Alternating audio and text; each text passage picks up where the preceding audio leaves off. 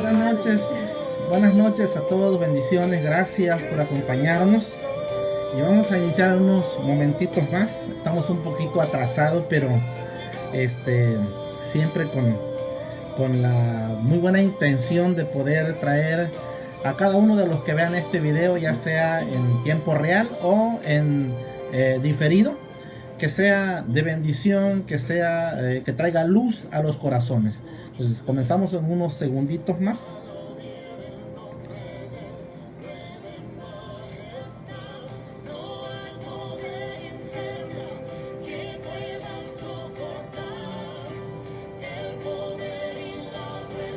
Bien, vamos a orar como siempre, y ya sabemos, cada vez que tocamos temas relacionados con lo espiritual, temas relacionados con el reino, tenemos que pedir a Dios que nos ilumine, que nos dirija, porque la intención de cada uno de los que exponemos la palabra siempre es poder revelar a nuestros corazones lo que Dios ha establecido, los principios del reino de Dios. Así que te invito para que te unas con nosotros y hacemos una oración para que tu corazón sea sensible a la voz de Dios y también juntos podamos conectarnos en la dirección del Espíritu Santo. Así es que oramos al Padre.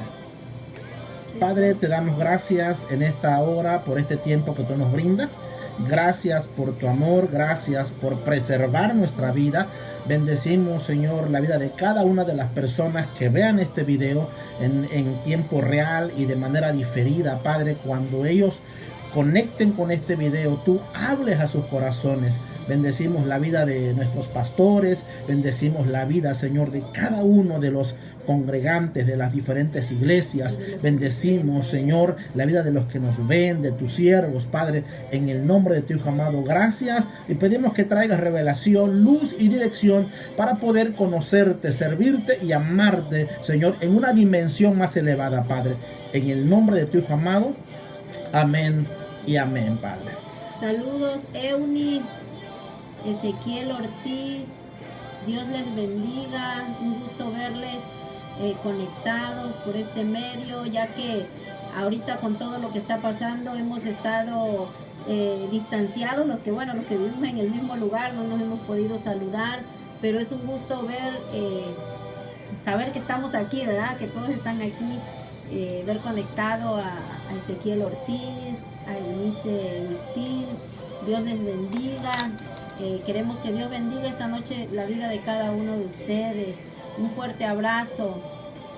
Ok, vamos a comenzar y primero que nada, algunos nos han preguntado, pastor, ¿por qué no ha hecho videos en estas últimas semanas? Pero quiero comentarles que fuimos afectados por el COVID. Llegó a la casa y prácticamente casi todos nuestros hijos fueron infectados. Pero quiero darles tres noticias. Una mala y dos buenas. Cuando pues nos dimos cuenta por todos los síntomas que presenta este virus, nos dimos cuenta de que teníamos el COVID, pues fuimos al médico para que nos trataran y el médico nos comenzó a tratar y ya nos comentó que la mala noticia es que todos en algún momento vamos a ser infectados por este virus. Oramos al Padre para que pues no suceda, ¿verdad? Pero bueno, ese es el diagnóstico de los médicos. La buena noticia es que de acuerdo al médico que nos trató, nos comentaba de que todas las personas que pertenecen al grupo sanguíneo o ya sea positivo o negativo, ellos no van a ser afectados en la dimensión como otros, o sea, no viene el virus con toda la agresividad que con otras personas. Eso es lo que te refiero, lo que nos dijo el médico. Entonces, cuando nos checó y ya nos dijo de qué grupo sanguíneo son, ya le comentamos, no somos, son afortunados. Nosotros decimos somos bendecidos, ¿verdad?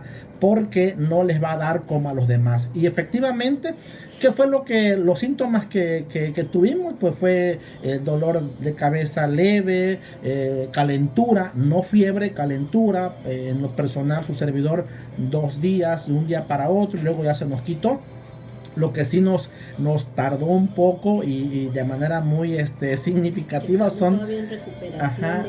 fueron los dolores musculares muy fuertes la verdad. Y un agotamiento físico extremo. Ahí todavía nos estamos recuperando. Esto que les cuento ya tiene más de 20 días, ¿sí? Que estamos en recuperación. Entonces nos evaluaron, estuvimos yendo al médico y fuimos evolucionando bien, gracias a Dios.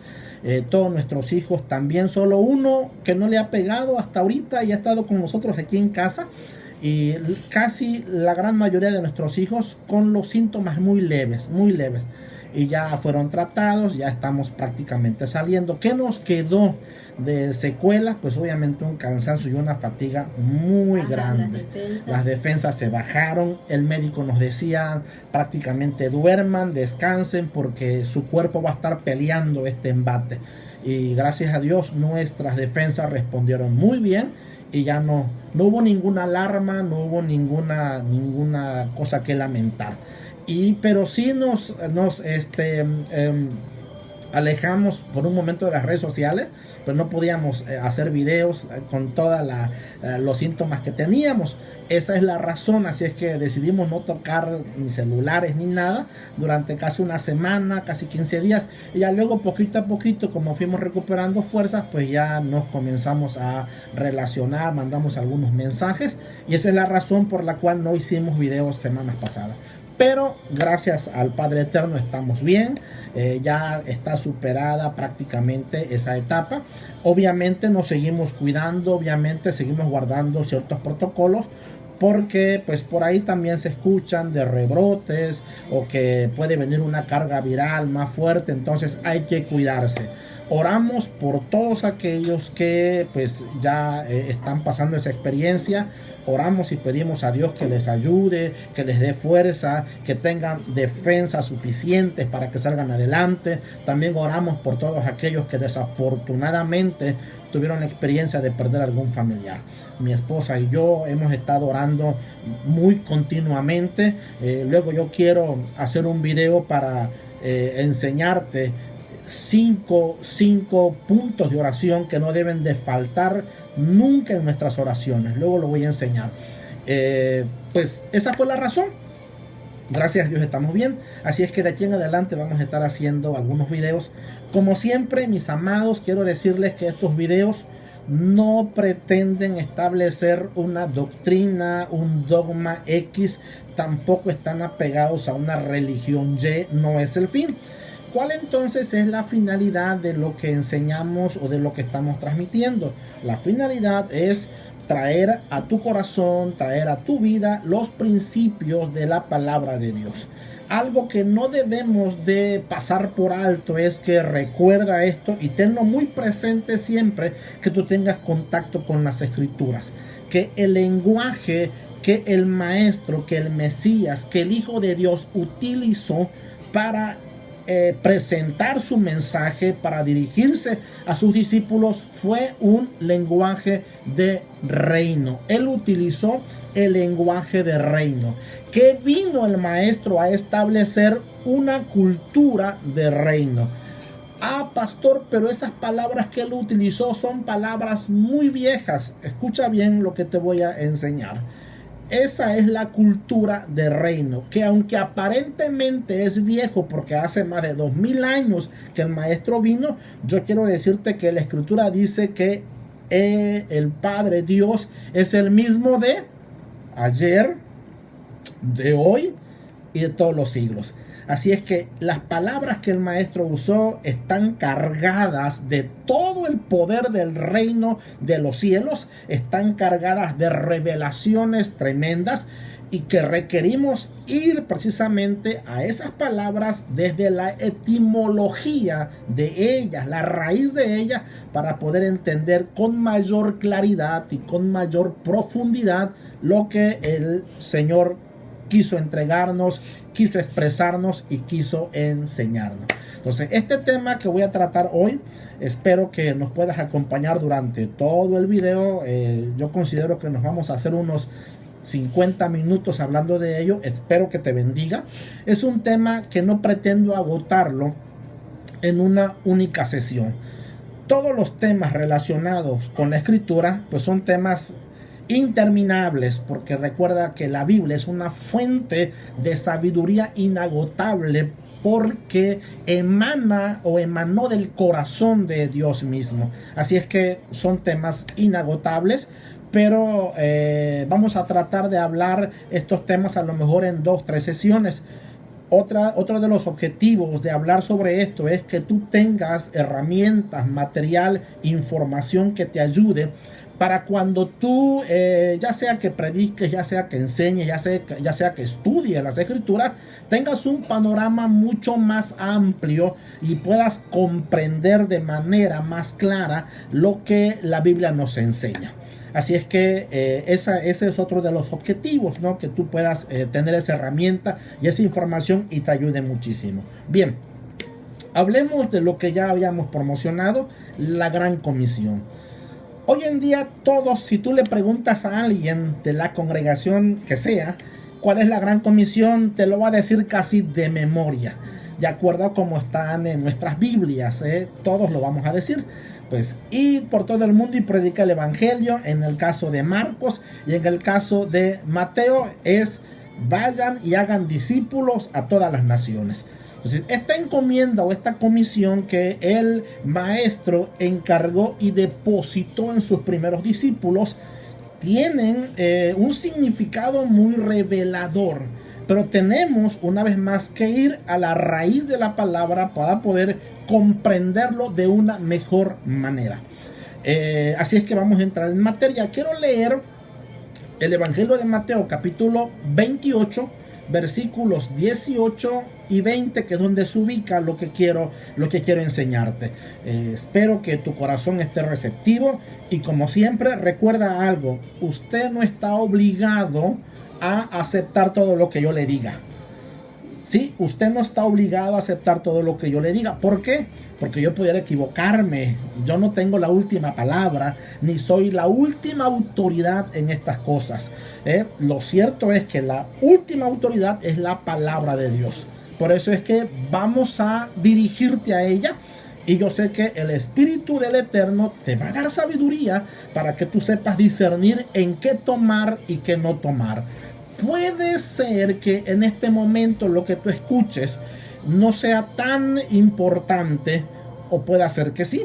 Lo que sí estoy seguro que en algún momento de tu vida, lo que tú estás escuchando hoy, como ha sucedido en otros momentos, en algún momento de tu vida te vas a acordar de lo que tú oíste, de lo que tú escuchaste, y sé que el Padre te va a ministrar. Bien, dice Mateo capítulo 28, versículo 18 lo siguiente. Lo voy a leer en una versión diferente a la versión popular, que es la Reina Valera.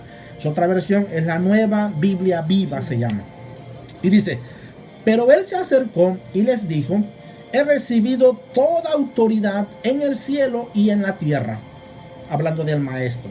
Por lo tanto, vayan y hagan discípulos en todas las naciones, bautizándolos en el nombre del Padre, del Hijo y del Espíritu Santo, y enséñeles a obedecer los mandamientos que les he dado. De una cosa podrán estar seguros: estaré con ustedes siempre hasta el fin del mundo. Bien, en la versión Reina Valera se usan algunas palabras diferentes, pero en esencia es lo mismo. ¿Por qué es importante leer otras versiones? Recuerda que las escrituras fueron escritas, valga la redundancia, en una lengua diferente a la nuestra. Y quiero llevarte precisamente a ello. Vamos a ver algunos puntos. No quiero correr, porque quisiera que este estudio te ilumine, te enseñe, te ayude y te lleve a otro nivel de entendimiento en las escrituras. Primero que nada, quiero hablar un poquito sobre la relación entre maestro y alumno, o maestro y discípulo. Esta relación siempre se ha dado en Israel, siempre ha sido así. Tal vez cuando tú y yo escuchamos por primera vez la palabra discípulo y comenzamos a leer en el Nuevo Testamento, en el Nuevo Pacto, esta relación, quedamos sorprendidos porque era la primera vez que estábamos introduciéndonos en una práctica que en Israel ha sido siempre algo común. Entonces, siempre ha existido, ha sido una práctica en Israel constantemente. Quiero darte los datos, darte la información bíblica para que veas que siempre ha sido así. Cuando el maestro habla de ser discípulos, él no está inventando nada. Pero ojo con esto, no te estoy diciendo que por ese hecho vamos a degradar lo que el maestro dijo. No, lo que te estoy diciendo es que eso era algo que todos los maestros de su época hacían. Y ahí hay una razón. Ok, lo segundo que quiero hablarte es que también desde el tiempo de los patriarcas, donde recordarás el padre de familia, el padre de un clan, era el sacerdote o el maestro sobre quien recaía la obligación de enseñar primeramente a sus hijos y también a sus criados, como era el caso de Abraham. A todos los criados nacidos en casa o los criados comprados eran enseñados por el padre de la casa paterna. ¿Dónde podemos ver este ejemplo? Con Eliezer. Te recordarás que Abraham tuvo un siervo llamado Eliezer, a quien le encargó que fuera hasta la tierra de sus parientes para traer a la mujer que sería la esposa de su hijo Isaac. Y cuando tú lees esa historia que se encuentra en Génesis, te vas a dar cuenta qué hace el siervo. Ora a Dios, y después de que encuentra a la chica, da gracias a Dios. Y una práctica en cuanto a la fe del Dios de Abraham. ¿Cómo supo Eliezer eso? Muy sencillo, porque Abraham le enseñó no solo a sus hijos, sino a sus siervos. Él era el sacerdote y era el maestro de la casa paterna. Así es que, en pocas palabras, ¿qué fue o qué era lo que hacía un patriarca? Discipular, enseñar. Bien, eso tú lo puedes leer, por ejemplo, en Génesis capítulo 18, versículo 17 y 19. Que esto es otro dato que te voy a dar. Mira, ¿te recuerdas cuando el Señor iba a destruir a Sodoma y a Gomorra? Entonces Él envía unos ángeles para hablar con Abraham y de ahí bajar hasta Sodoma para rescatar al final, a lo último, a Lot. El Señor dice: ¿encubriré yo a Abraham lo que voy a hacer con Sodoma? Y da la razón del por qué no le va a encubrir esa acción. Y dice: sabiendo yo que él enseñará a sus hijos que guarden mis caminos o mi camino.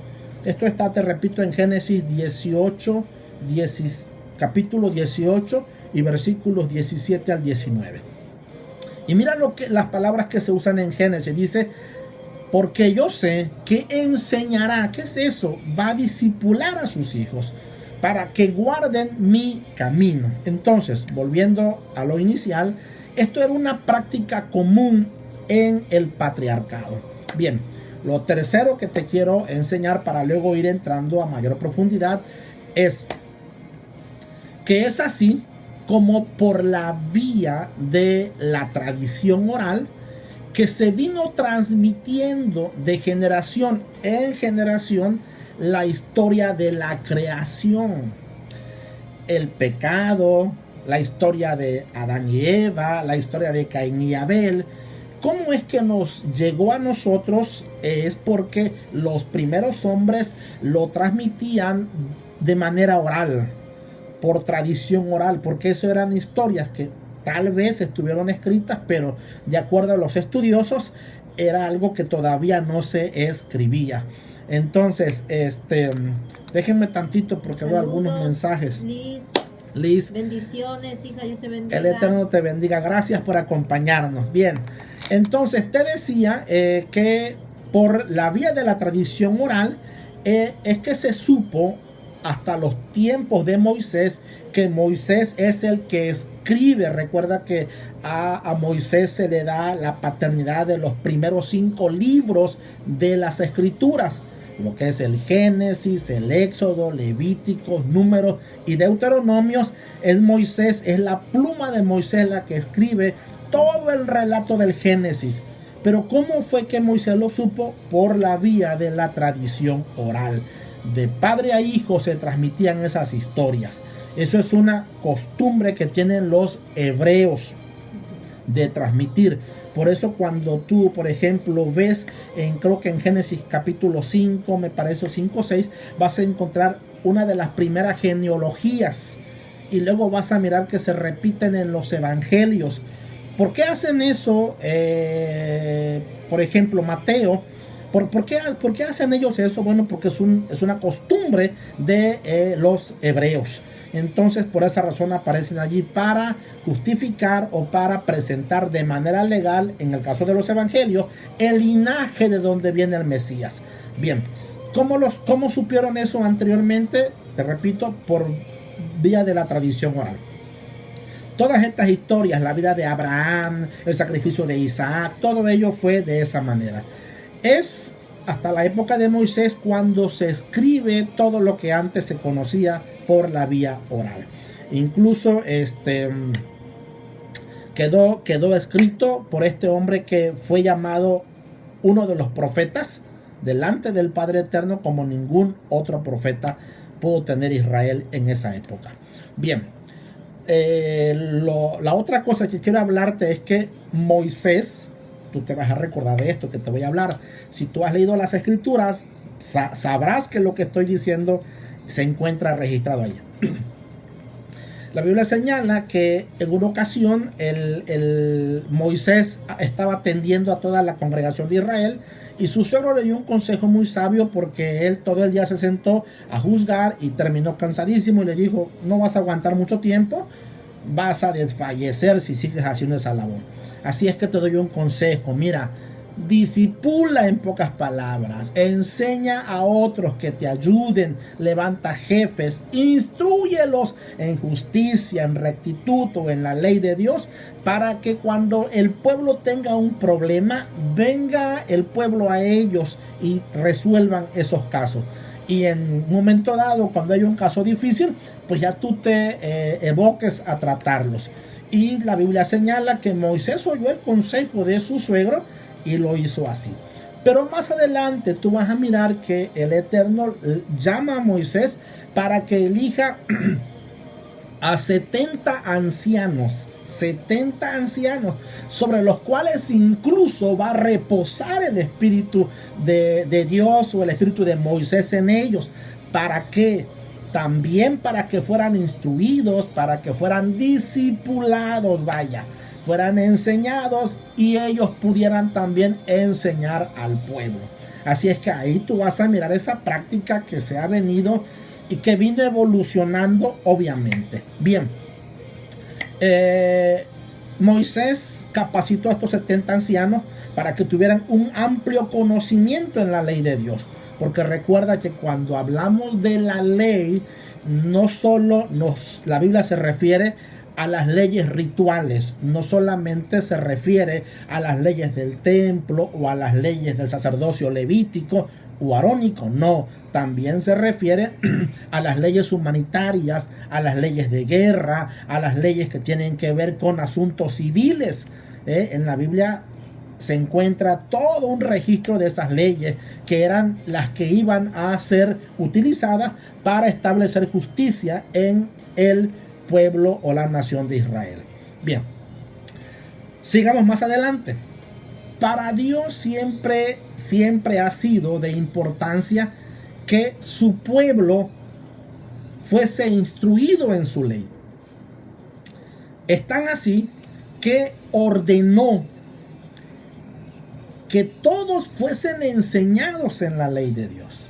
Y hay citas como, por ejemplo, cuando ordena y le dice, esto es una ordenanza para los padres, y le dice, habla de esto con tus hijos, enséñale a tus hijos cuando vayas a acostarte, cuando estés en la mesa, cuando vayas en el campo, cuando estés en la ciudad, enséñales. Dios siempre ha estado interesado en que, en este caso, Israel conociera sus leyes para que le temiera y para que no hiciera o cometiera pecado o hiciera algo indebido. Así es que esto de discipular es algo que ya se venía practicando. Pero sigamos más adelante. los levitas y los sacerdotes, cuando son establecidos y comienzan a oficiar, aún incluso en el desierto, porque no habían llegado todavía a Canaán, en el desierto son establecidos, porque recordarás que ahí en el desierto se levanta el tabernáculo. Y ahí comienzan ellos a oficiar y a servir a Dios, a presentar holocausto, etcétera. Cuando ellos son establecidos y son ordenados, lo hacen con la finalidad no solamente de ministrar al Padre Eterno, sino también de que oficiaran como maestros. Los levitas debían de ser hombres que conocieran la ley de Dios, para que cuando se presentara un caso que tenía que ver con pecado, con impureza, ellos supieran cómo tratar ese asunto. Vas a encontrar en la ley levítica o en el libro de Levíticos cuál era el proceso que se seguía cuando una persona padecía, por ejemplo, la lepra, cuando alguien, por ejemplo, cometía un pecado, no sé, adulterio, X. Entonces, el levita tenía que estar instruido en esos temas para poder hacer el proceso correspondiente. Así es que ellos eran maestros. ¿Qué hacían ellos? Enseñaban, instruían. Incluso, fíjate bien que los levitas, según la Biblia, a partir casi ya de los 25 años, un levita ya tenía que acercarse con los levitas que oficiaban, para que comenzaran y prestaran 5 años de servicio y comenzaran a ser instruidos antes de entrar a oficiar de manera ya llena al tabernáculo. Los preparaban 5 años y ya luego a los 30 años ya entraban con un conocimiento. En pocas palabras, que eran aprendiz, discípulos, hasta que luego llegaran a ejercer el sacerdocio levítico. Bien, si seguimos avanzando, vamos a mirar que la Biblia señala que se le ordenó a los reyes que tuvieran una copia de la ley de Dios, con el fin de que fueran instruidos en ella y obviamente de que pudieran gobernar basado en las leyes del reino. O sea, basado en las leyes del reino de Dios. Recuerda una vez más, toda la escritura, amado, toda la escritura usa un lenguaje de reino y una cultura de reino. La cultura de reino y el lenguaje de reino no comienzan en el Nuevo Testamento, como es conocido, en el primer pacto. Comienzan desde el pacto renovado. Comienzan desde el primer pacto. Por eso Dios utilizó una lengua diferente a todas las demás lenguas, para darse a conocer y para poder enseñarnos y transmitirnos lo que Él quería. Así es que cuando tú escuchas muchas de las prácticas en el Antiguo Testamento o primer pacto, vas a mirar que son prácticas de reino. Más adelante ahondaré en eso, pero vuelvo al punto. Entonces te decía que a los reyes Dios les ordenó que tuvieran una copia de la ley, para que fueran instruidos, para que fueran enseñados. Y en el tiempo de los reyes, e incluso en el tiempo cuando los reyes eran paganos, los reyes abandonaban la ley de Dios, como fue el caso de Acab. Te recordarás, Acab abandonó la ley de Dios, influenciado por su mujer Jezabel, que era una pagana, y ella lo llevó a que edificara incluso templos a dioses paganos e inclinó el corazón del pueblo al pecado, a la idolatría. Dios levantó profetas. Los profetas eran los maestros que instruían al pueblo y los hacían retornar una vez más al camino correcto. Entonces, en esa época de los profetas sabemos que habían escuelas o compañías de profetas. Si tú lo has leído, una vez más sabrás que todo lo que te he dicho está en las Escrituras. Eso lo puedes encontrar en el segundo libro de Reyes. Ahí se habla la historia cuando el padre quiso levantar a Elías y se acercó la escuela que tenía Elías y le dijo a Eliseo: ¿sabes que tu señor hoy se lo van a llevar? Y Eliseo dijo: sí, lo sé. Entonces, cuando Elías es llevado, quien queda al frente de esa escuela es Eliseo. ¿Qué te dice a ti y a mí de la compañía o de la escuela de profetas? Obviamente que había una relación entre maestro y alumno, que había un sistema de educación, que había un sistema de enseñanza o de discipulado que en este caso se hizo al frente Eliseo de esa compañía e instruía a los profetas para que hubiera hombres que hablaran la justicia en el pueblo de Israel. Bien, Isaías también habla incluso de esta práctica del discipulado. Por eso te comento una vez más, cuando el maestro habla de discipular a las naciones, sus discípulos de ese momento, Juan, Pedro, Santiago, ellos entendieron, captaron lo que el maestro estaba diciendo, porque era una práctica común. Ellos sabían a qué se refería discipular. Ellos estaban conectados con esta práctica. Isaías, en el tiempo de los profetas, mira, capítulo 8, versículos 15 y 16, y no te me desesperes, amado, porque tengo que darte estos antecedentes para que luego tú puedas conectar con lo que sigue más adelante y se te haga más fácil comprender y entender las escrituras. Así que no te me desesperes. Estamos hablando de los antecedentes de cómo el discipulado fue evolucionando, pero que siempre existió, que siempre estuvo allí. Es más, te voy a adelantar o te voy a decir algo interesante. Discipular es un mandamiento. Enseñar es un mandamiento. Dios estableció que se enseñara. Por eso lo vas a encontrar de manera repetida en todos los libros de la Escritura, incluso en los proverbios. Instruye al niño en su camino. ¿Qué cosa es instruir? Enséñale, disipúlalo, hazlo un aprendiz de la vida, o en este caso de la ley de Dios. Bien, volviendo a Isaías, mira lo que dice Isaías en el capítulo 8, versículos 15 y 16. Lo voy a leer, pero me gustaría más que tú tengas tu Biblia en tu mano y que tú puedas constatar y verificar, porque no es malo, ni me voy a sentir mal.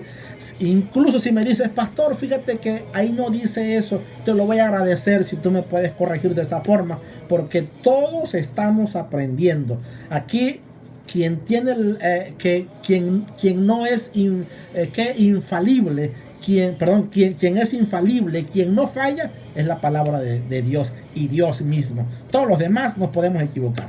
Bien, mira lo que dice Isaías 8, 15 y 16. Dice, y muchos tropezarán entre ellos, y caerán y serán quebrantados, y se enredarán y serán apresados. Pero mira lo que sigue diciendo, la orden de Dios: ata el testimonio, sella la ley entre mis discípulos. Ahí está la palabra, mira, palabra discípulo. Ok, entonces esta práctica de discipulado siempre ha estado presente en toda la historia de Israel. Entendemos que el maestro fue un israelita de la tribu de Judá y que él habló a israelitas o a judíos, pues ellos están en ese contexto cultural, en ese contexto bíblico. Así es que ellos saben, están entendiendo que el maestro les está queriendo decir con vayan y discipulen a las naciones, vayan y hagan discípulos a las naciones. Para ti, para mí fue algo nuevo, ¿no?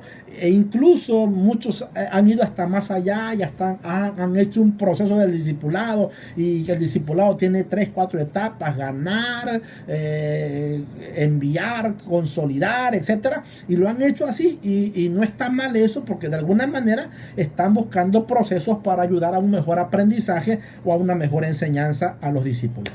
Sí.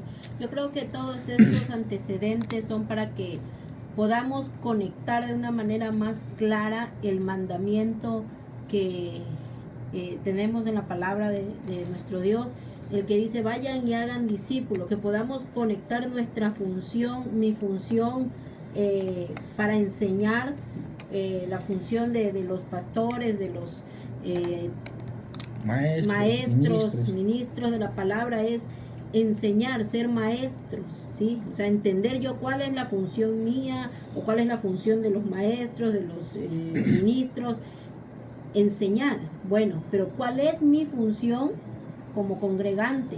Bueno, a ser enseñado, estudiar, y veo algo, podemos ver muy enmarcada la relación del maestro con el discípulo. Así es. La enseñanza, con el estudio.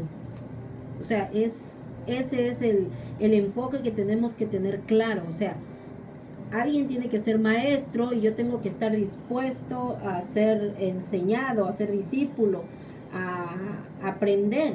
Entonces, para que podamos irle, ¿verdad?, tomando sentido al significado de hagan discípulos. ¿Qué soy yo? ¿Qué quiero ser yo? ¿Qué debo ser yo? Bueno, un discípulo que me tiene que gustar la enseñanza, me tiene que gustar el estudio. Los que todavía estamos estudiando algo, los que mandan a sus hijos a la escuela, los mandan para que estudien y tienen que hacer tareas, tienen que pasar horas en la escuela, tienen que hacer estudios, ¿cómo le llaman a eso? Es prácticas, investigaciones que se les dejan en la escuela. Es parte del estudio y es parte del aprendizaje. Entonces, estos antecedentes son para que podamos ir conectando de una manera más clara ese mandamiento que dice vayan y hagan discípulos, que tú puedas entender quién eres tú, quién debes de ser tú, cuál es tu función y cuál es la función de los que enseñan, ¿sí? Así es. Quiero ir poco a poco, por eso te digo, no te me desesperes. Esto lo vamos a hacer en varias sesiones, porque quisiera dejarte lo más que yo pueda, dejarte claro y que tú puedas entender y tú puedas, si eres congregante, si perteneces a una congregación, pases a un nivel o a una dimensión de compromiso con el estudio. Que no seas un simple oyente, porque desafortunadamente hoy en día tenemos más oyentes que hombres y mujeres comprometidos con el reino de Dios. Y el reino de Dios, amado, es estudio. El reino de Dios no es un asunto fácil o no es un asunto ligero. El reino de Dios, nada más quisiera que pienses esto. ¿Qué significa un reino? ¿Qué significa? Muchas veces le hemos dado una interpretación de acuerdo a nuestra cultura. Cuando hablamos de reino y de gobierno, hemos oído muchas teorías en cuanto a ello. Por ejemplo, tratando la manera, obviamente, de explicar y de que quede entendido, pero a veces usamos ejemplos que no tienen nada que ver con el reino de los cielos o el reino de Dios. Por ejemplo, se ha tratado de aclarar, se ha tratado de enseñar que el reino de Dios en el que participan el Padre, el Hijo y el Espíritu Santo es como el gobierno humano en una democracia. En una democracia que existe, que hay poder ejecutivo, poder legislativo y poder judicial. Y así se ha enseñado por algunos, ¿no? Mira, Dios es el poder ejecutivo, el Hijo es el poder legislativo y el Espíritu tiene el poder judicial. Es solo un ejemplo, ¿no?, de las muchas cosas que hemos oído. Entonces, pero esto realmente sí encaja con lo que dice la Escritura. Yo te diría que no. ¿Por qué? Porque no es lo mismo un gobierno monárquico a un gobierno democrático. No es lo mismo vivir en un reino que vivir en un gobierno donde se practica la democracia. ¿Por qué, amado? Porque el rey es absoluto. El rey es el poder ejecutivo. En el rey recaen todos los poderes, vaya, en pocas palabras. Lo que el rey dice se vuelve ley, así que legisla. Lo que el rey manda se vuelve una orden judicial. Entonces no tiene nada que ver una interpretación con la otra. Así que tenemos que ir entendiendo un poco que el reino difiere muchísimo de nuestra mente democrática, de nuestra mente, ¿qué te diré? Occidental, de nuestra mente humana, porque todo lo que se expresó en la Escritura, recuerda, se expresó con una cultura de reino, con una mente de reino y con palabras de reino, que vamos a ir descubriendo poco a poco. Bien, para terminar con los antecedentes, quiero hablarte también en la época, por ejemplo, del retorno del exilio de Israel de Babilonia.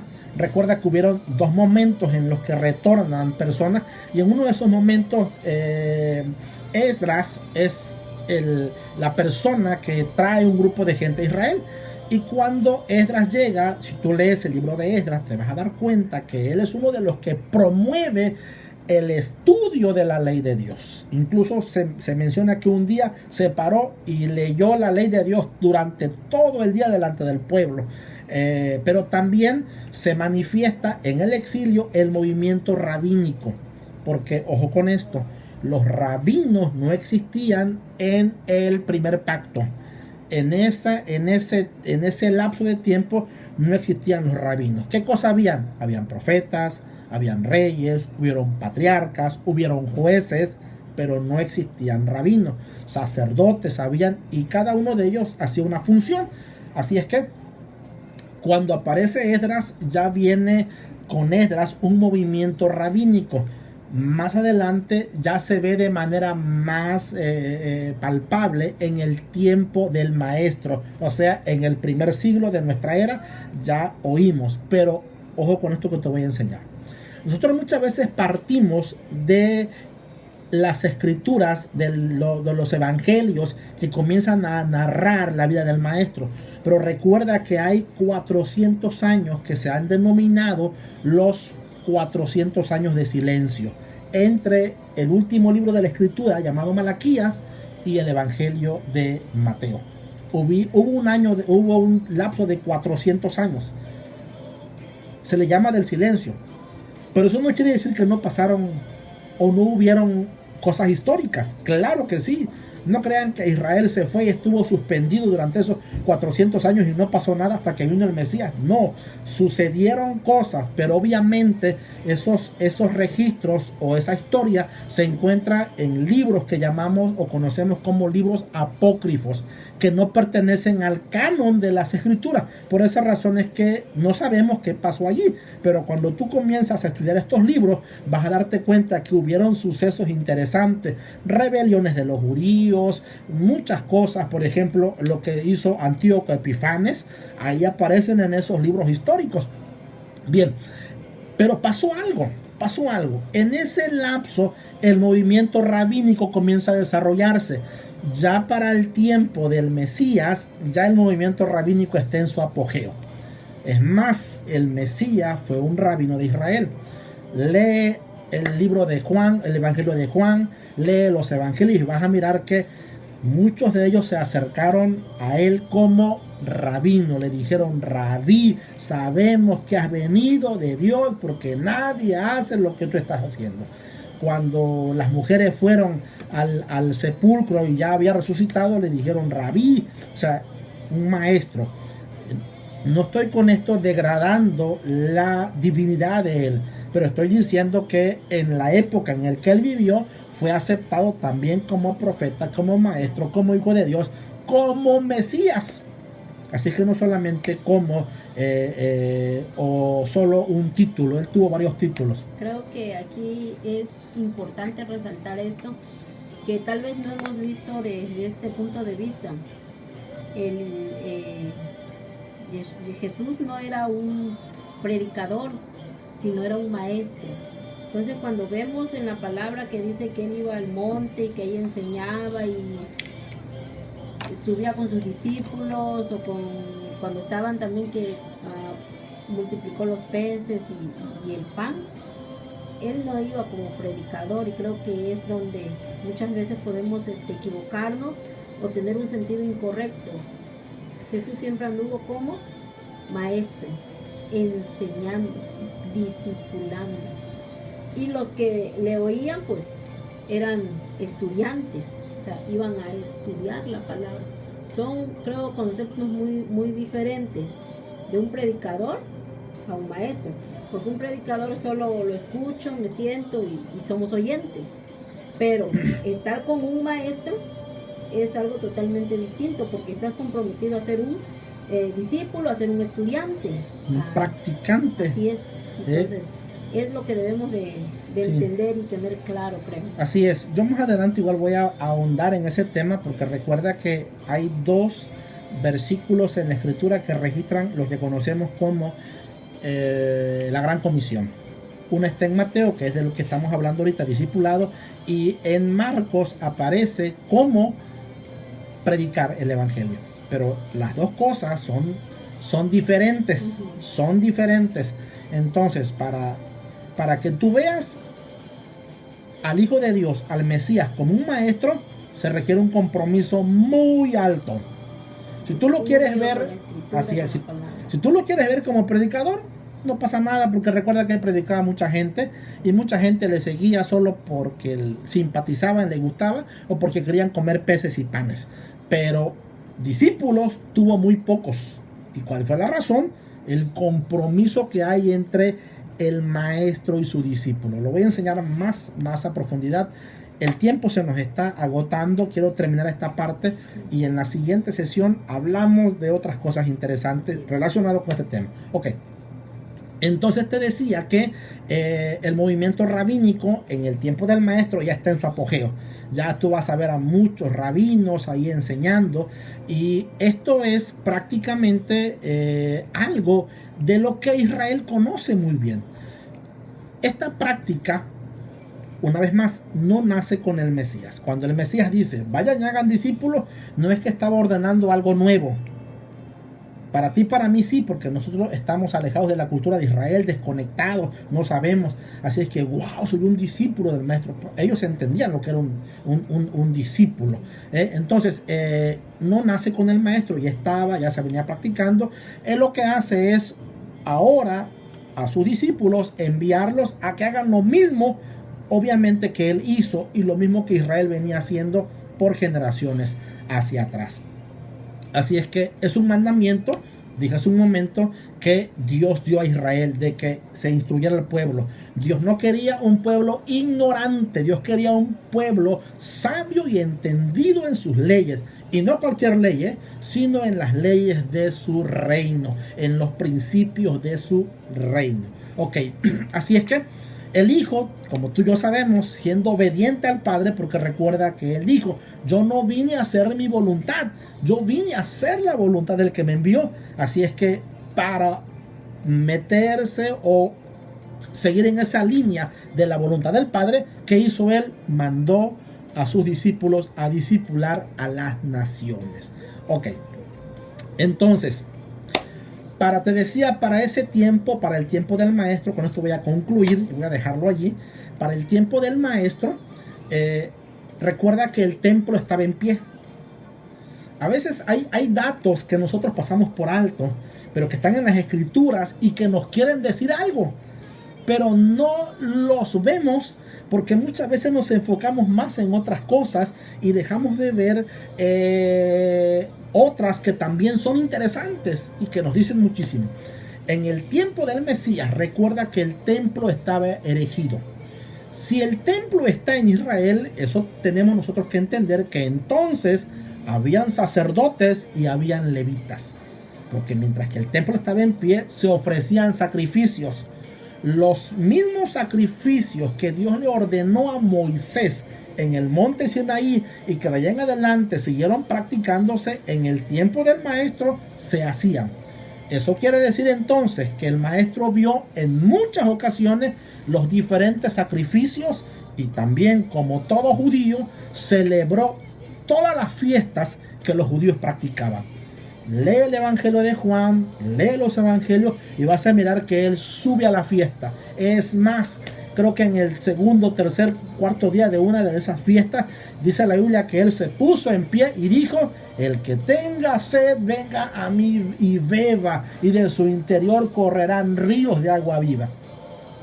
Y vas a mirar, él va a las fiestas, incluso en una de esas fiestas de peregrinación, cuando es pequeño, cuando es niño, sube con sus padres y se les pierde en el templo, o se queda allá en el templo y los padres pues lo daban por perdido y regresaron a buscarlo.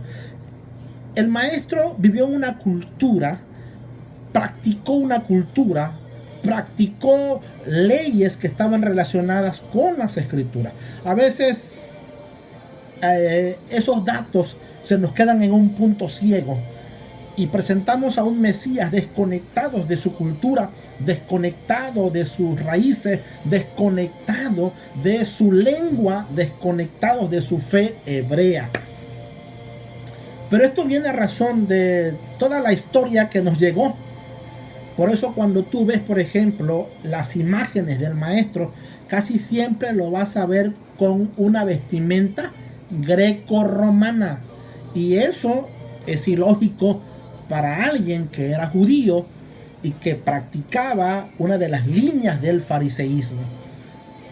Eso es algo ilógico. Entonces, pero lo hemos aceptado así porque al Mesías lo despojaron de su cultura, de su lengua.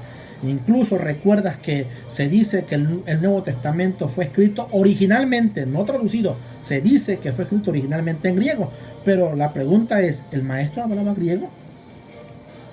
¿Ese era su lenguaje?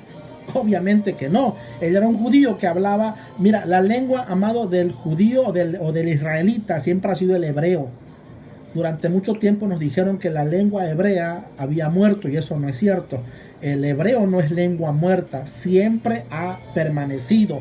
Fue en esa lengua en donde se escribieron el primer pacto o el Antiguo Testamento, y es en esa lengua en la que se escribe todo lo que es también el Nuevo Testamento. Te voy a dar datos más interesantes sobre ello.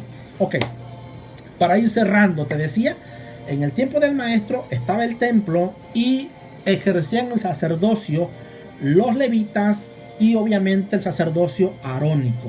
Ellos eran los que ministraban según la ley de Moisés. Tenemos esos registros en la escritura. Por ejemplo, vas a mirar de un hombre llamado Zacarías, que por turno le tocó oficiar en el templo. Si lo has leído, ¿verdad? En Lucas aparece eso, que Zacarías era un hombre con su esposa que no habían tenido hijos. Y allí, cuando le toca oficiar, se le presenta un ángel y ahí se le promete que se le va a dar un hijo. Bueno, y así vas a oír, por ejemplo, que el maestro es presentado ante los sacerdotes que oficiaban en ese tiempo, en el tiempo en el que él es perseguido y es crucificado. Por ejemplo, el sacerdote Anás y Caifás. O sea, ahí está ese sistema sacerdotal existiendo. Esto tiene que decirnos que había una estructura de enseñanza y de discipulado en el tiempo del maestro. Mira, ya no solo por la línea de los sacerdotes, sino también ahora por la línea de los rabinos, los maestros que son conocidos como los maestros de Torá. He dicho en otros videos que la palabra Torá es la palabra ley, que fue traducida como ley en las escrituras, pero que cuando hablamos de ley entendemos que es algo impositivo, porque de este lado del mundo para nosotros la ley es eso. Incluso recordarás que la ley romana era una de las más drásticas y terribles. Entonces el hombre por cultura entiende que ley es algo impositivo, es algo que te imponen. Por esa razón no es muy, ¿cómo te digo? No es muy conveniente incluso citar la palabra ley para referirnos a la ley de Dios. Se hace por técnica, se hace porque así viene la traducción, pero lo correcto sería Torá. ¿Por qué? Porque Torá significa instrucción, enseñanza. Y eso es realmente lo que Dios hace. Con su ley el que hace, instruye, enseña. La finalidad no es poner en tus hombros una carga pesada. La finalidad es instruirte. Por eso, nota esto cuando lees las escrituras y vas a mirar que Dios siempre se relaciona con Israel como padre a hijo. Padre a hijo, siempre vas a mirar. Padre a hijo. ¿Cuál es la razón? Bueno, porque un padre instruye a sus hijos. Cuando tú instruyes a tus hijos, no les estás poniendo una ley, una carga pesada. Lo estás habilitando para que a futuro viva mejor, para que sepa cómo tomar buenas decisiones, para que evite cometer errores garrafales.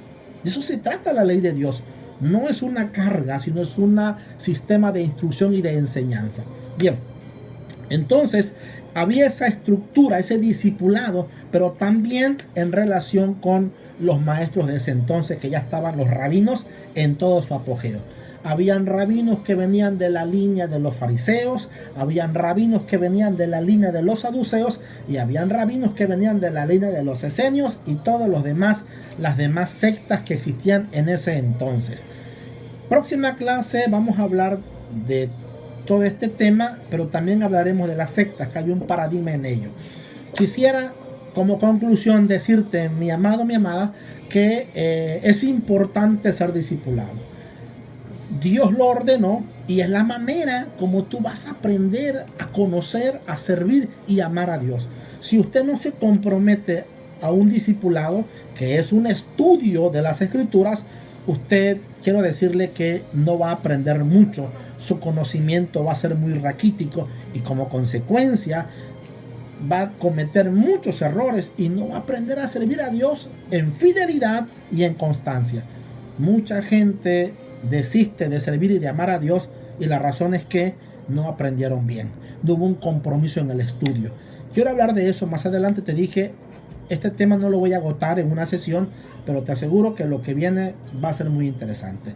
Deseo con todo mi corazón que te conviertas en un discípulo, y quiero, para cerrar, decirte que el maestro no mandó a levantar grupos.